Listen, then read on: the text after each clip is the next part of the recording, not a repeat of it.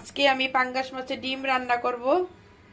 এখানে হচ্ছে দুইটা পাঙ্গাস মাছের ডিম, এই যে দেখা যাচ্ছে দুইটা পাঙ্গাস মাছের ডিম। আর এই যে এখানে কেটে নিয়েছি পেঁয়াজ কুচি, ধনিয়া পাতা আর কাঁচামরিচ। কাঁচামরিচ দিয়ে দিয়েছি। এখন আমি হলুদ ফাঁকি এগুলি দিব, মরিচ ফাঁকি এগুলি দিব। একটু মরিচ ফাঁকি দিয়ে দিলাম। 1 চামচ হলুদ ফাঁকি দিয়ে দিলাম। 1 চামচ ধনিয়া ফাঁকি দিয়ে দিলাম। এখন একটু পানি দিয়ে দিব।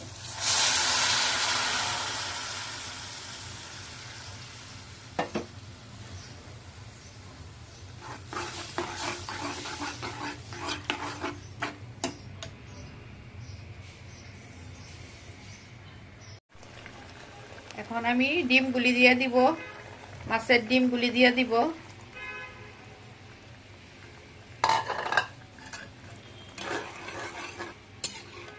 মাছের ডিমগুলি দিয়ে দিয়েছি।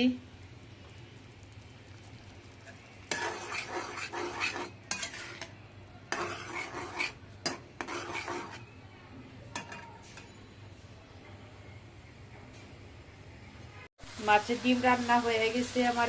আমি এখন ধনিয়া পাতা দিয়ে দিব।